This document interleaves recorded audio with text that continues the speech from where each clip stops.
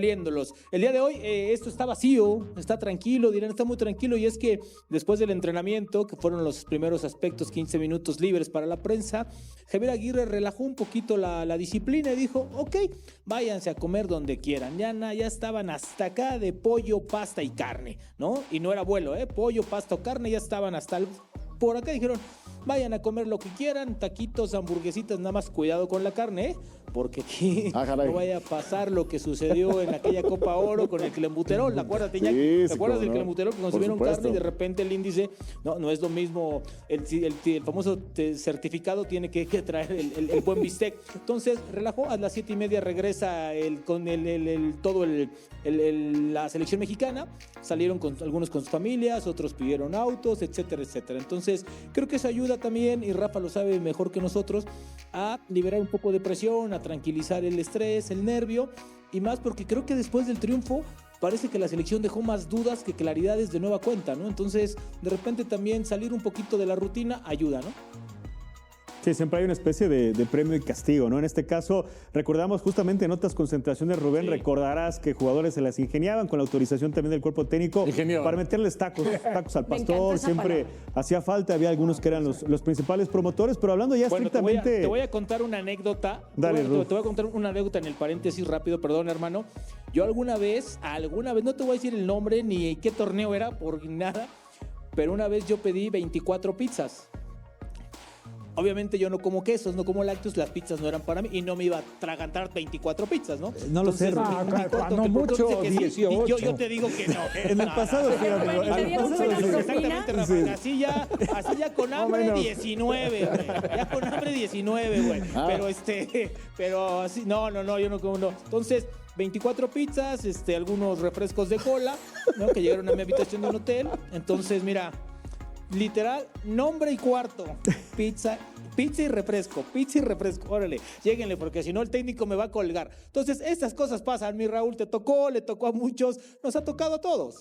Y te iba a preguntar justamente por la expulsión de Montes, el que se perfila para jugar ahí es Edson Álvarez, que ya lo estuvieron probando como central porque traía algunas molestias físicas. Sí. Montes, ahora el movimiento es obligado, Rubén, apenas está comenzando la semana, el partido es hasta el jueves, pero como sombra, ¿qué es lo que detectas en ese posible 11? Yo creo, Raúl, que solamente va a haber 2, máximo 3, pero me estoy viendo exagerado. 2 movimientos. Ha practicado un poquito con Gilberto Mora, me parece que puede tener opción por ahí y siendo un poquito más ofensivo. Acuérdense que el último partido lo jugó con Brian, con Gilberto y con Eric Lira. Y el equipo se vio bien. Ojo, el rival era muy distinto. ¿Sí? Y Edson yo lo veo de central cantadito, porque recuerden que la lista fue una de las críticas y uno de los asteriscos, no llevar a otro central en posición natural. Hoy tus centrales son o Romo, que es más volante, y Edson, que es más volante. Ojo, no desconocen la posición, pero su posición, digamos, original, son volantes con salida. Entonces, yo creo que va a ser Edson. Y del otro lado yo creo que se puede perfilar un cambio. Arriba no le va a mover nada. Yo creo que Raúl con el gol está motivado, ¿no? Lo ven bien.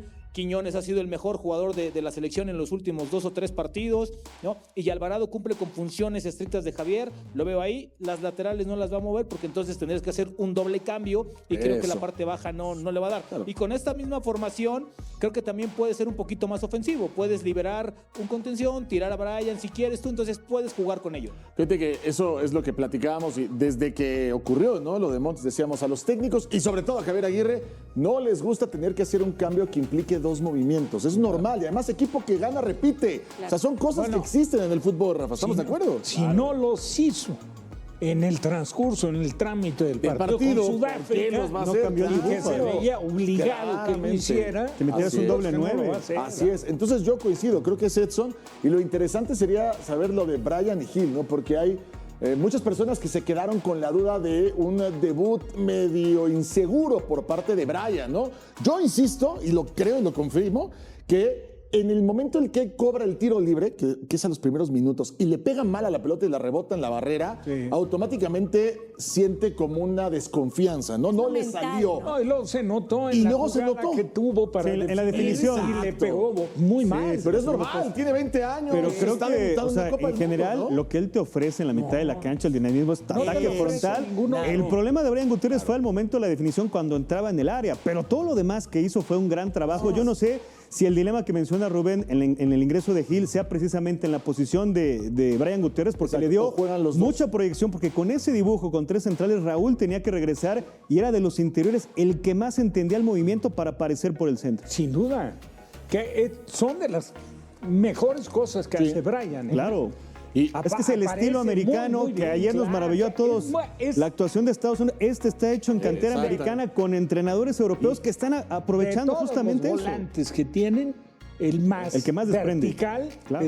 Y no sé si tuvieron la oportunidad, Rubén, me imagino que la selección, Javier, el cuerpo técnico y todos habrán visto el partido de Corea. También juega con 3 centrales, ¿no? De otra manera, más ofensivo, pero con 2 laterales mucho más profundos, pero siguen siendo 3 centrales y mucha gente en medio campo, ¿no, Rubén?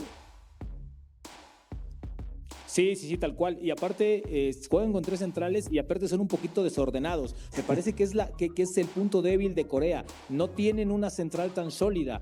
Yo por eso me atrevo a decir ahora que estamos buscando segundo delantero, ¿no? Y tercero nos encanta. Yo creo que puede ser un partido para Raúl y para Memo Martínez por arriba. Me parece que también puede ir por arriba Memo Martínez y podría convertirse en una opción de cambio importante, ¿no? Entonces el propio Santiago. Y atención, porque yo creo que también un jugador que le encanta a Javier y que está buscando que recupere no la parte física, sino el ritmo de partido, es Luis Chávez. Un jugador que se atreve, un jugador que toma la pelota, que te da claridad, que te filtra pases, que dispara de media distancia.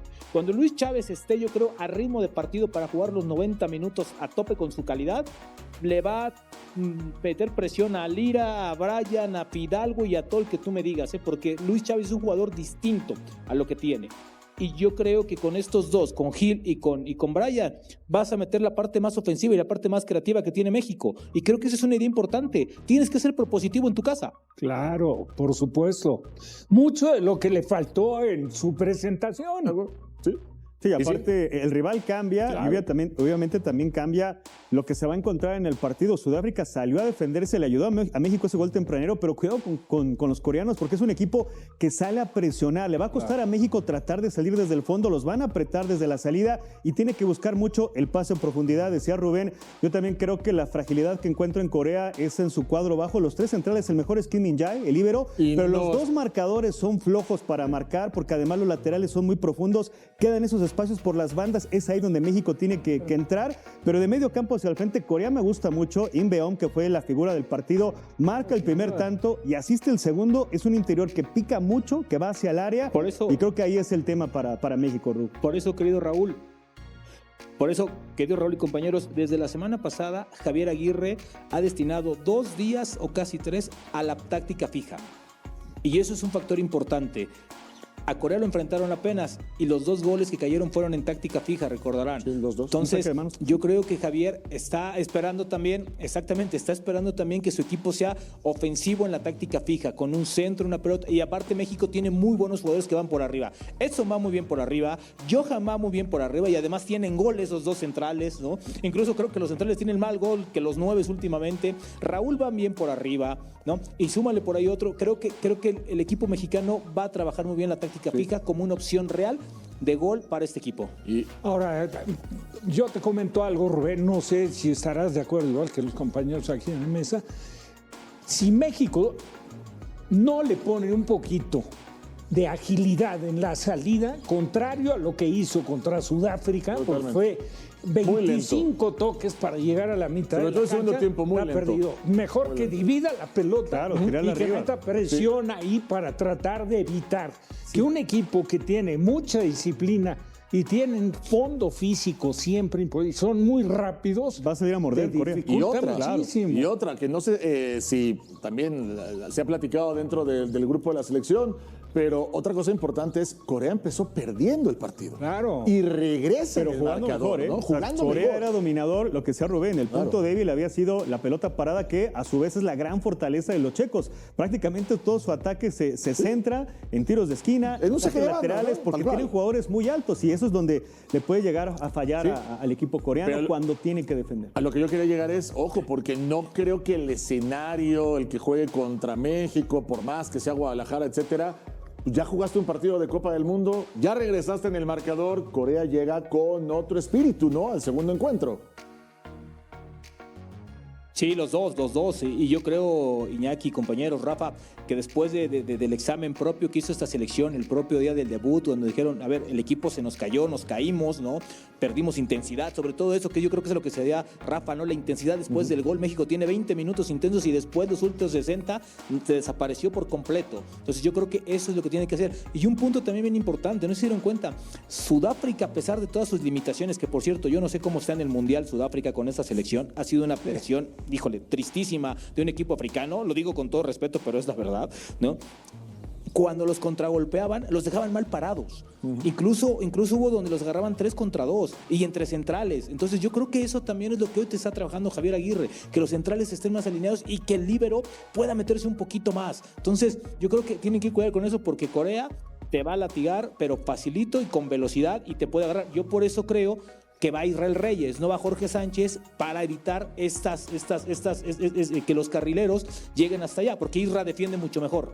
Rubén, justamente también te iba a preguntar respecto a eso. ¿Cuál es la percepción del Vasco Aguirre? Porque han habido, de alguna manera, opiniones divididas por esa banda derecha, ¿no? No tanto el tema del lateral, sino también lo del Piojo Alvarado en cuanto al funcionamiento, la efectividad que tiene para poder dar, de alguna manera, oportunidades a Raúl Jiménez o Quiñones también cuando ahí se empieza a asociar. ¿Cómo se está viendo? Y también entendiendo que por ahí Corea puede tener fortaleza en esa banda. Fíjate, Ara, que el Piojo Alvarado a mí me parece que tuvo un partido bueno, cumplió. Lo que pasa es que tiene funciones muy específicas, ¿no? O sea, no es el tipo que lo vimos en Chivas o que por momentos lo vimos en Cruz Azul. Cumple con otro tipo de funciones en selección. Y para Javier Aguirre, junto con Gallardo, son dos inamovibles. Le cumple muy bien. Incluso a veces se tiende un poquito más. De repente se mete para que pase su compañero. Y yo creo que también por eso lo de Brian y lo de Gil. Porque cuando ellos dos jugaron, incluso Julián se botaba hacia el centro y Brian agarraba la banda, es decir, la ofensiva mexicana tiene más dinámica. Alvarado se mete un poquito más al centro, recargaba, es decir, se vuelve un equipo más dinámico. Entonces, más yo creo que algunas críticas para mí han sido desmedidas. Exacto. Y como creo que decía Rafa o Iñaki o los tres o los cuatro, perdón, con mismos jugadores puedes jugar con 3 formaciones diferentes. Con línea de 3 y sacas las laterales, recargas con 2 y sueltas a uno más y juegas. Para mí me encanta cuando juegan 4-2-3-1, me parece fantástico. Y de repente lo pueden hacer si el marcador no te está dando lo que tú quieres. Sí, se critica al Piojo, pero que no se les olvide que la asistencia en el gol de Raúl Jiménez es del Piojo Alvarado, ¿no? Sí, que de repente, pero es que también parecía ya una obsesión de Javier Aguirre porque había sido el jugador que más oportunidades le dio y realmente Alvarado a estas alturas sigue sin dar ese rendimiento. Digo, entiendo lo que dice Rubén y tendrá una asignación muy especial, lo que tiene que hacer en la cancha, pero lo principal para mí creo que es encarar, y si no se atrevió a encarar a un equipo que jugaba con 9, o sea, yo no veo cuándo va a encarar le pone el balón en la Alvarado. cabeza. Claro, pero después de cuántas oportunidades, Iñaki, porque fue al que más se le aguantó, al más cuestionado, y para mí sigue sin dar el rendimiento que se espera de él. Pero Raúl, ¿te parece que es del jugador? A mí me parece que es más del sistema. Porque es lo mismo que Quiñones, Rob. Los dos juegan a perfil cambiado. Tú ves lo que hace Quiñones por su banda y lo comparas. Pero pasa Gallardo. Pero tiene más libertad de movilidad. Pero, o sea, tú cuéntale las intervenciones de Roberto Alvarado cuando recibió. La mayoría de las intervenciones, ¿hacia dónde tocó? Hacia atrás. Ahora, pero limitas a un jugador como Alvarado, que ¿cómo sensibiliza el fútbol Alvarado? O sea, pero ¿tú crees, Rafa, que el sistema lo limita? Claro, si tú lo metes en el sacrificio de marca, ok, es que lo pone. Ganas en marca, Claro. pero ¿cuánto pierdes adelante? En la medida que si él tuviera el encare, el atrevimiento, ¿sabes qué? Él nada más con eso ya procura o detiene al jugador que va. Pero el jugador de hoy, Rafa, tiene que hacer las dos funciones. Es lo que pasaba en América con Quiñones. Quiñones con Jardín jugaba casi el lateral izquierdo. ¿Lo hacía también? Pues la verdad. Claro, y lo puede hacer. Entonces, ¿por qué uno sí? Otro no? Sí, pero en la Entonces, tú ahí medida que cambiarías. ves ofensivamente. No, porque también hay que ver quién viene detrás. ¿Sabes ¿no? cómo ¿Qué otras opciones tiene el Aguirre? lateral para ir? ¿Alguna otra pregunta para Rubén, ya Ahora, en esa que posición, tenemos ¿quién lo puso toda la alguna vez? información? En esa posición, Ara, el que lo puso ahí alguna vez y lo hizo muy bien fue Orbelín, ¿eh? Orbelín lo puso en esa posición y lo hizo muy bien. Es un tipo que recarga más hacia el centro, que tiene disparo, pero yo creo que Alvarado difícilmente lo va a mover. Es uno de los consentidos, que no se malinterprete, de Javier. Claro, sí. Aparte lo que dices, ¿no, Rubén? Alguna vez lo ha hecho, pero no es algo que esté trabajando constantemente y al final lo que estás repitiendo y perfeccionando es lo que te acaba funcionando y más contra selecciones que van a ir subiendo de nivel. Y ahora, Ara, tienes una semana para preparar el partido. En los mundiales pasados tenías 3 partidos. Literal era juega, recupérate, entrena poquito y viaja y juega. Hoy tienes una semana que te permite recuperarte físicamente muy bien, ¿no? Para estar al 100 con tu mismo cuadro titular. Entonces, eso te abre menos espectro para la banca, ¿no? La banca tiene que ser un revulsivo, que no ha sido en el debut de México, ¿no? La banca no cambió absolutamente nada.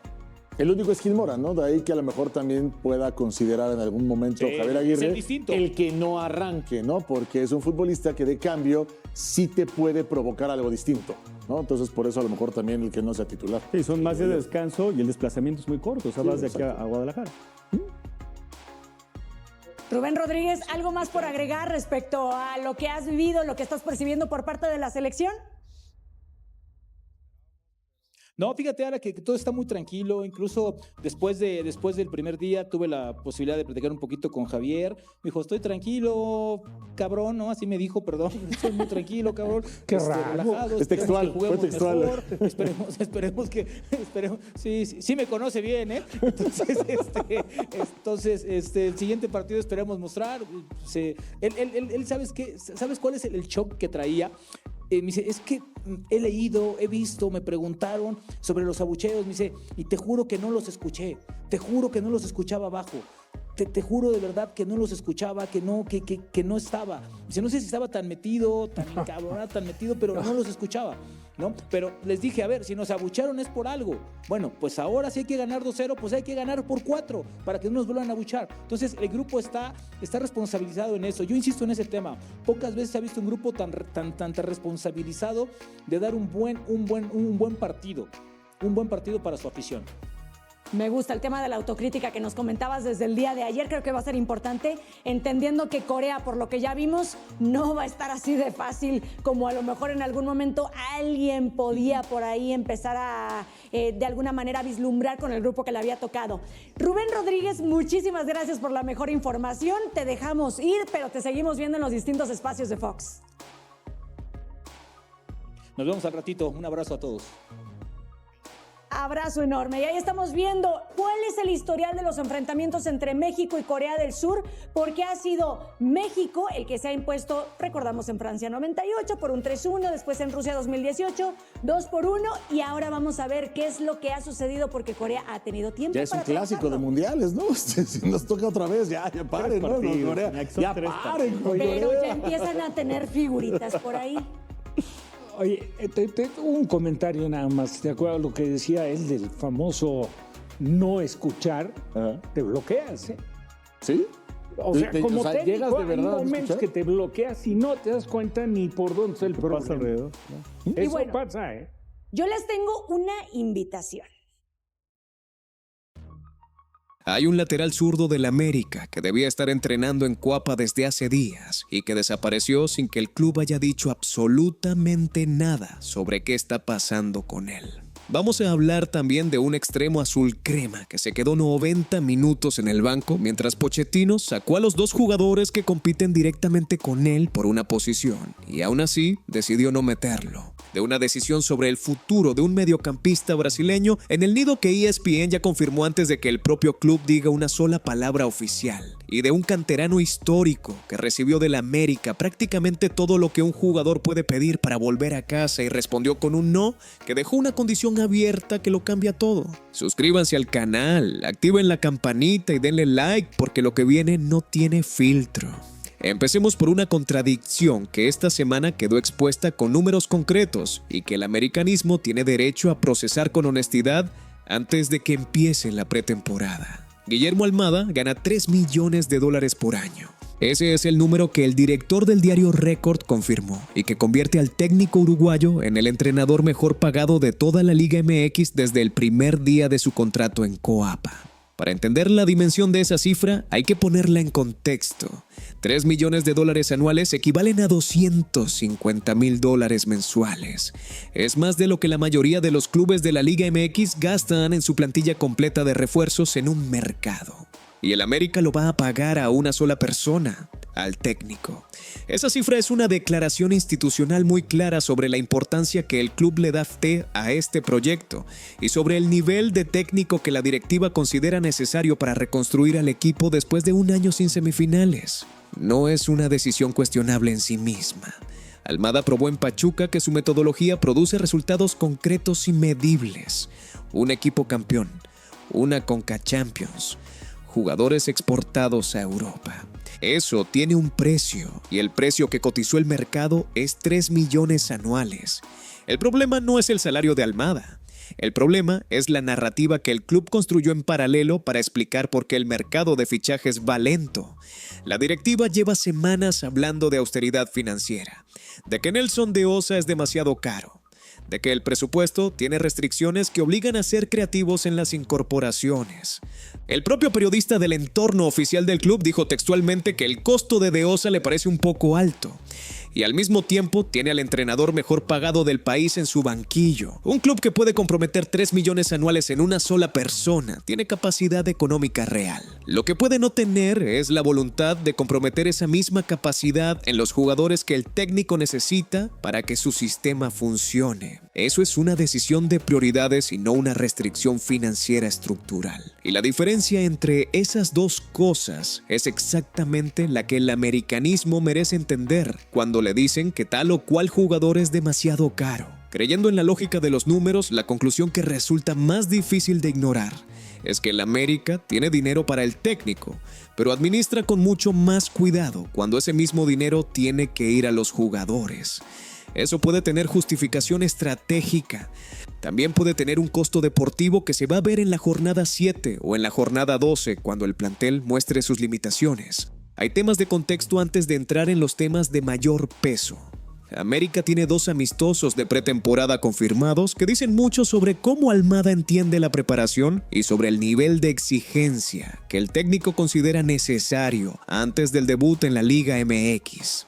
El primero es contra River Plate en España, con fecha y sede exacta aún por definir, pero con el partido ya acordado. Elegir a River Plate como primer adversario de preparación no es casual. Es el club más ganador del fútbol sudamericano en los últimos años. Un equipo que juega con una intensidad y una velocidad de circulación de balón que la Liga MX no puede replicar en ningún amistoso local. Almada necesita que sus jugadores sientan ese nivel de exigencia desde la primera semana en Marbella para calibrar quién está listo para lo que viene y quién necesita más tiempo o más trabajo. River Plate, como medida de rendimiento en la primera semana de pretemporada en Europa, es exactamente la clase de decisión que toma un técnico que no quiere construir falsas expectativas con rivales accesibles. El segundo está confirmado con fecha precisa. El sábado 11 de julio en Los Ángeles, el América enfrenta al LA Galaxy. Ese partido va a ser la última prueba táctica antes del debut oficial el 18 de julio en Querétaro. 7 días entre el amistoso en California y la primera jornada de la Liga MX. Eso no da margen para errores de planificación ni para ajustes de última hora. Lo que Almada vea en el partido contra el Galaxy va a ser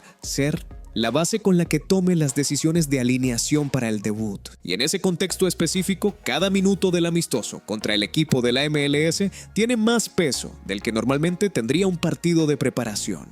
Emilio Azcárraga visitó Coapa el 12 de junio para hablar con los jugadores y reafirmar el compromiso institucional con el nuevo proyecto.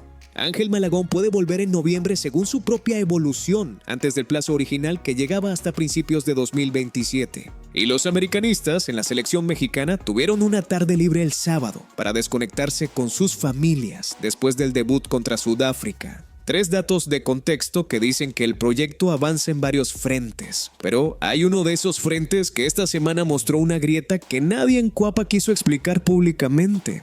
Cristian Chicote Calderón no aparece en los entrenamientos del América. El lateral zurdo de 29 años que terminó su préstamo en Necaxa, después de que el club hidrocálido decidió no ejercer la opción de compra sobre su pase, debía reintegrarse a la disciplina del América desde el 8 de junio, que fue la fecha en que el plantel reportó en Coapa para comenzar la preparación.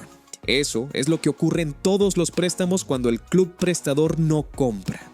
El jugador regresa al club de origen, llega a la fecha pactada y espera instrucciones sobre su futuro. Pero Calderón no estuvo en los entrenamientos, no apareció en los materiales que el club compartió en redes sociales, no formó parte de la comitiva que recibió a Emilio Azcárraga en la charla con el nuevo cuerpo técnico. Y la directiva azul crema no dijo absolutamente nada sobre su paradero ni sobre las razones de su ausencia. Para entender por qué esa ausencia tiene el peso que tiene, hay que recordar quién es Cristian Calderón dentro de la historia reciente del América. El Chicote fue parte del tricampeonato. Ganó 2 Ligas MX con la camiseta azul crema. Era un jugador querido por la afición y que nunca quiso salir del nido cuando lo cedieron al Necaxa. Sus propias palabras en distintas entrevistas durante el préstamo dejaron claro que su objetivo era volver al América y ganarse un lugar en el plantel de la Apertura. Disputó 27 partidos con los Rayos en su año de cesión con 1 gol y 1 asistencia. Números modestos pero suficientes para mantenerse activo y en ritmo competitivo. No fue un préstamo fallido. Fue un préstamo de mantenimiento para un jugador que necesitaba minutos y que los encontró aunque no de la manera que hubiera querido. Que ese jugador no aparezca en la primera semana de trabajo sin una explicación médica que lo justifique tiene una sola lectura razonable en el contexto del fútbol profesional. La directiva está gestionando su salida y prefiere que eso ocurra antes de que el plantel embarque a España, para no cargar con un jugador que no entra en los planes de Almada durante toda la pretemporada. Esa gestión puede estar tomando la forma de negociación con un tercero que quiere incorporarlo, o puede estar tomando la forma de conversación directa con el jugador sobre una rescisión de contrato que libere su salario del presupuesto. Calderón tiene contrato con el América hasta el verano de 2027. Eso le da a la directiva poder de negociación, pero también le genera un costo salarial real que no desaparece solo porque el jugador no entre en los planes del nuevo técnico. Lo que dice esta situación sobre el lateral izquierdo del plantel para el Apertura es concreto. El carril zurdo va a ser competencia entre Cristian Borja como titular indiscutible, Franco Rosano, que confirmó su viaje a Marbella, y Thiago Espinosa, dependiendo de la decisión sobre su situación contractual. Si Calderón sale, el América cierra ese capítulo con un jugador que tuvo su momento en el nido, pero cuyo ciclo terminó con más preguntas que respuestas sobre su nivel real en el primer equipo. Pensando bien en esta situación, lo que resulta más revelador no es la ausencia en sí misma, sino el silencio institucional que la rodea. Un club que no explica por qué un jugador con contrato vigente no se presentó en la fecha pactada, está manejando una negociación que no quiere exponer al escrutinio público. Y eso dice que hay movimientos de plantel en curso que la directiva prefiere resolver en privado antes de comunicar. Hay otro jugador azul crema cuya situación en su selección esta semana generó una alarma con implicaciones muy concretas para el Apertura. Alejandro Zendejas se quedó 90 minutos en el banco en el primer partido de Estados Unidos en el Mundial 2026 contra Paraguay. No 5 minutos de los 90, no la segunda mitad. Los 90 minutos completos viendo el partido desde la banca mientras su selección goleaba 4-1. Y el detalle que convierte ese dato de molesto en preocupante tiene una precisión que hace imposible ignorarlo. Pochettino realizó 4 sustituciones a lo largo del partido. En esas 4 cambios específicos sacó a Christian Pulisic y a Sergiño Dest, los 2 jugadores que compiten directamente con Zendejas por los carriles ofensivos del equipo fueron sustituidos en ese partido. El técnico argentino tuvo 2 oportunidades concretas de darle minutos al extremo azul crema con el resultado resuelto, y en ambas eligió otras opciones antes que él. Ese es el mensaje táctico más claro que un entrenador puede enviar sin necesidad de conferencia de prensa. Para entender completamente el peso de eso hay que recordar cómo llegó Zendejas al Mundial. Fue una convocatoria de último momento que sorprendió a muchos porque el jugador había quedado fuera de llamamientos anteriores. Pochettino lo incluyó a pesar de que en los amistosos de preparación más recientes, Zendejas apenas jugó 6 minutos. La razón que el técnico dio en conferencia para explicar su elección fue el liderazgo del jugador fuera del campo, su capacidad de comunicación con los compañeros y su relación dentro del grupo. Esos son exactamente los argumentos que un técnico usa cuando valora a un jugador por lo que aporta al vestuario más que por lo que espera que haga en el campo. Y esa combinación de convocatoria tardía, más argumentos de liderazgo grupal, más 90 minutos en el banco contra el rival más accesible del grupo, es una señal muy específica sobre el rol que Zendejas tiene en el esquema de Pochettino para este torneo. Las implicaciones para el América son concretas en 2 dimensiones que se complementan. La primera es física. Si Zendejas no suma minutos competitivos en los siguientes partidos contra Australia y Turquía, va a llegar al arranque de la apertura, sin haber jugado un partido de intensidad real durante semanas. Entrenar con la selección mantiene la forma física, pero no puede replicar el ritmo competitivo que solo los partidos de alto nivel generan. Y Almada va a demandar esa intensidad desde la primera jornada porque su sistema no admite periodos de adaptación prolongados en jugadores que deben ser piezas importantes del esquema. La segunda dimensión es de mercado. Si algún club europeo tenía a Zendejas en su lista, después de lo que mostró en el Clausura, ese interés puede enfriarse si el jugador termina el Mundial como espectador. Telemundo lo señaló correctamente antes del torneo cuando indicó que el Mundial podía convertir la participación de Zendejas en un negocio importante para el América, si algún club europeo decidía apostar por él. Pero ese negocio requiere que el jugador sea visto, y un jugador que no aparece en los partidos no puede ser visto por nadie. Lo que resulta más preocupante de todo esto no es un partido contra Paraguay en aislamiento. Es el patrón que puede establecerse si Pochettino mantiene ese criterio en los siguientes 2 juegos del grupo. Un jugador que sale del Mundial sin minutos y que llega la pretemporada en España sin ritmo competitivo reciente, tiene un desafío adicional que sus compañeros que jugaron el torneo no van a tener. Y en el sistema de Almada, esa diferencia puede ser determinante para la titularidad en la jornada 1. Hay una historia que esta semana se resolvió de manera silenciosa y que ESPN confirmó antes de que nadie en Coap dijera una sola palabra. Si llegaron hasta acá es porque la América les corre por las venas y saben que lo que viene ahora es lo que la directiva preferiría manejar sin tanto ruido. Denle like ahorita y seguimos. Rafael Veiga va a regresar al Palmeiras. ESPN confirmó esta semana que la directiva azul crema no va a ejercer la opción de compra de $10 millones al término del préstamo. El mediocampista brasileño va a completar su ciclo hasta diciembre y después regresa a Brasil. Eso es lo que está definido en el plano administrativo, aunque el club no lo haya comunicado de manera oficial todavía. Para entender completamente el peso de esa decisión, hay que recordar de dónde venía Rafael Veiga cuando llegó al nido. No era un jugador en busca de reactivación ni un fichaje de perfil bajo. Era el mejor goleador en la historia del Palmeiras en el siglo XXI. 108 goles en más de 380 partidos con el Verdão. Bicampeón de la Copa Libertadores. Convocado a la selección brasileña en 2023, un jugador que antes de llegar al América había tenido números de figura continental en el torneo más competitivo de Sudamérica.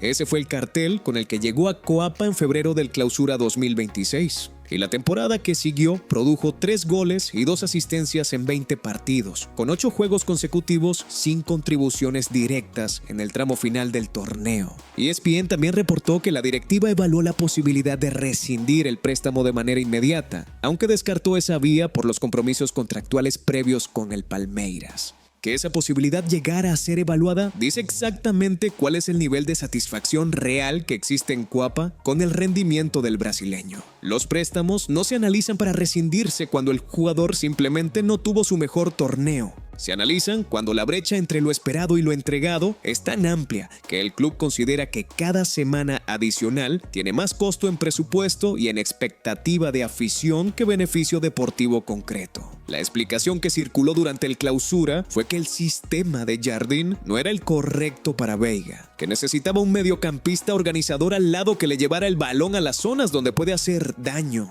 que las funciones que se le pedían no eran las que maximizaban sus características naturales. Eso puede tener algo de verdad táctica, El problema es que esa misma lógica aplicaría a decenas de jugadores en decenas de sistemas, y la mayoría de ellos encuentra la manera de aparecer aunque las condiciones no sean perfectas, porque la calidad individual se impone eventualmente cuando el talento es real. Veiga tuvo 20 partidos para encontrar esa manera de aparecer y no la encontró con la frecuencia ni con la consistencia que su cartel prometía. Lo más significativo de esta confirmación no es que Veiga se vaya, es lo que su ciclo en el América deja como aprendizaje para el proceso de decisiones del club. El americanismo pagó meses de préstamo en un jugador cuya opción de compra nunca estuvo cerca de ejercerse. Generó expectativa pública en una incorporación que no respondió a esa expectativa, y ahora necesita que ese mismo jugador rinda durante 6 meses más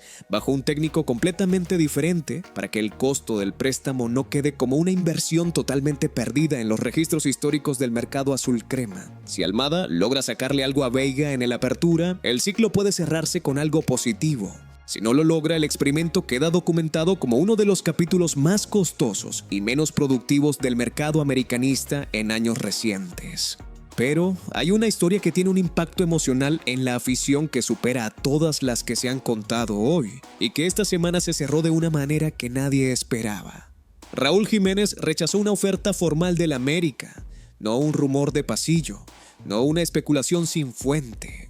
El periodista de TUDN Andrés Vaca reveló en el programa Selección A2 que el club azul crema buscó al delantero mexicano y le ofreció un contrato que él mismo describió como darle prácticamente las llaves de Coapa. Y el máximo goleador de la historia del Wolverhampton en la Premier League dijo que no quería volver todavía. Para entender la dimensión de lo que Jiménez rechazó, hay que entender quién es ese jugador en el contexto del fútbol mexicano. Raúl Jiménez es el canterano azul crema más exitoso en la historia del fútbol europeo. Anotó 57 goles en 166 partidos, con los Wolves en su primera etapa. Llevó al club a competencias europeas que el equipo no había disputado en décadas. Llegó a los cuartos de final de la Europa League. Y después de su terrible fractura de cráneo en noviembre de 2020 que pudo costarle la carrera, se recuperó para seguir siendo protagonista en la Premier League durante años.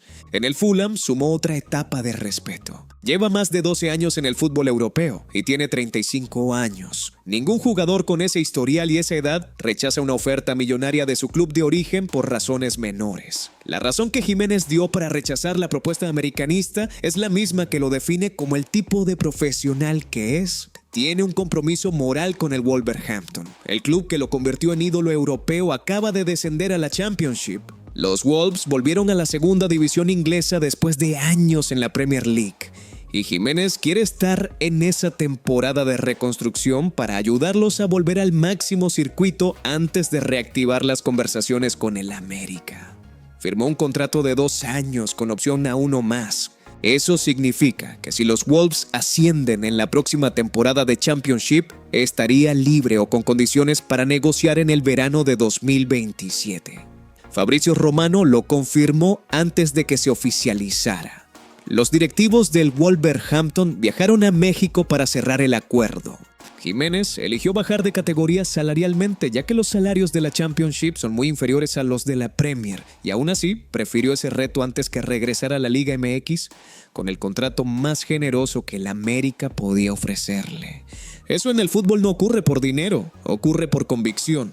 Y la convicción de Jiménez de que puede ayudar a los Wolves a subir dice algo sobre el nivel con el que el delantero todavía se siente en condiciones de competir en Europa. Para el americanismo que le exigía al club en redes sociales que cerrara esa operación, lo que resulta más importante guardar no es la decepción del rechazo, sino la condición que lo acompaña. Jiménez no dijo que no para siempre, dijo que no todavía. Y el periodista de TUDN fue explícito sobre eso. El delantero quiere volver al América. Quiere hacerlo después de cumplir con los Wolves. Quiere llegar en el momento correcto. Y no como un jugador que regresa porque no tuvo otras opciones, sino como uno que eligió volver cuando decidió que era el momento. Esa diferencia importa porque define cómo va a llegar psicológicamente y cuánta energía va a traer al proyecto cuando finalmente cruce la puerta de Coapa. Lo que Almada construya en los próximos 12 o 18 meses puede ser el argumento decisivo en ese momento. Una América que llega al verano de 2027 con una liguilla ganada o peleada, con una identidad de juego visible y con un proyecto deportivo que la afición respeta, es un destino muy diferente para Jiménez que una América que llega tras esa negociación con dudas sobre su rumbo. El fútbol no espera a nadie. Las promesas de mercado tampoco tienen fecha de vencimiento garantizada. Si los Wolves ascienden y Jiménez recibe una oferta atractiva de un club de Premier League, la conversación que el América esperaba tener en 2027 puede tener que esperar más tiempo o no ocurrir nunca. Por eso, lo que haga Almada en el Apertura 2026 no es solo importante para ese torneo. Es el fundamento sobre el que se va a construir o no el regreso del canterano más importante que tiene el americanismo en Europa hoy. ¿Creen que Jiménez va a volver al América en el próximo mercado si los Wolves logran el ascenso o aparecerá algún club de Premier que cambie sus planes? Y de todo lo que pasó esta semana, ¿qué tema creen que tiene más impacto real sobre lo que la América necesita resolver antes del 18 de julio? Échenme eso en los comentarios porque esa conversación merece más que un emoji. En el próximo video les voy a contar qué club de la Liga MX ya se movió esta semana para intentar quedarse con Alejandro Zendejas, si el América decide que su situación en el Mundial es la señal que necesitaba para definir el futuro del extremo en Coapa antes de que cierre el mercado. Ese movimiento puede obligar a la directiva a tomar una decisión que nadie esperaba tener que tomar tan pronto. Suscríbanse para no perdérselo.